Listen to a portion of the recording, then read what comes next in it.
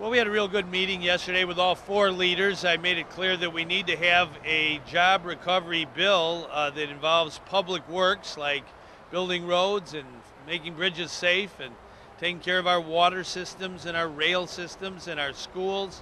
This is very, very important. Thousands of people are depending on our public works project to get things built this summer. And I said it has to be a 12-month program. And we've got to get it done and done next week. And so Senator President Cullerton is talking to his caucus. Expect to hear from him by tomorrow, if not sooner. I did hear this morning from both Mike Madigan and Chris Radogno, the minority leader in the Senate. They indicated they're on board. And I would expect to hear from Senate President John Cullerton and Tom Cross by day's end tomorrow.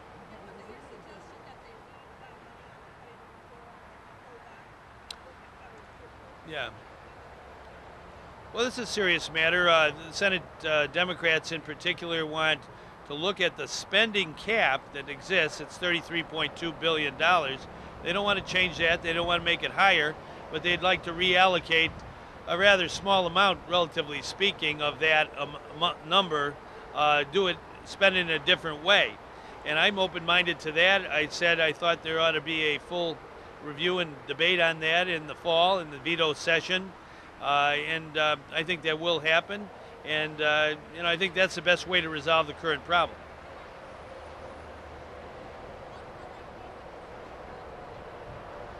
Well, we don't want any construction to be held up. We have to get everybody on board by tomorrow, Friday, so that we can have this special session on Wednesday and get the capital bill, the job recovery bill, reauthorized for the next fiscal year. This is our number one opportunity to help the people of Illinois with jobs, and we're not going to pass it up. Well, I mean, the Wacker Drive project in Chicago, it's called Revive the Drive. It's a huge project. We also are building a bridge across the Mississippi River down between East St. Louis and St. Louis. And in between, there are just literally hundreds and hundreds of road projects, as well as building projects. Almost every university in our state has a major building being built that would be stopped dead in its tracks if we don't get this reauthorized.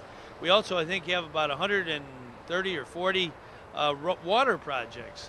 Clean water matters. So we just had a huge flood in Illinois and southern Illinois. So we have to engage in water initiatives at all time. And so all these projects are at stake, 52,000 jobs.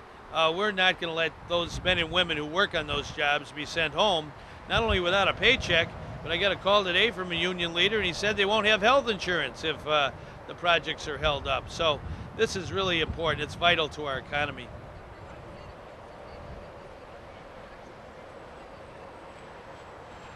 As you know, I read your story today. I guess you were reciting what some other mistaken person was saying.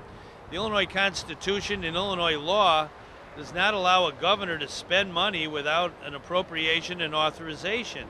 That's in our Constitution. Anybody who says it's a manufactured crisis ought to read the Illinois Constitution and the law of our land. It's crystal clear that we cannot spend a penny after the 1st of July for any work done after the 1st of July under law. And I said that to the leaders yesterday. Anybody who, and they, matter of fact, Tom Cross and Chris Radogno both agreed with my interpretation. This is a real emergency. I said that at the meeting. I'm saying it today. I'll say it every day until it's resolved. We've got to solve the problem, and we can do it. I'm very optimistic. I thought our meeting went well. I think everybody understands what's at stake, and I think we can get the job done.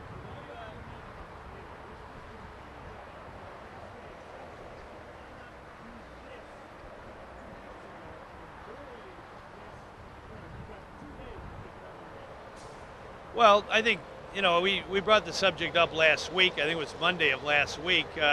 And members of the General Assembly have to consult their caucuses.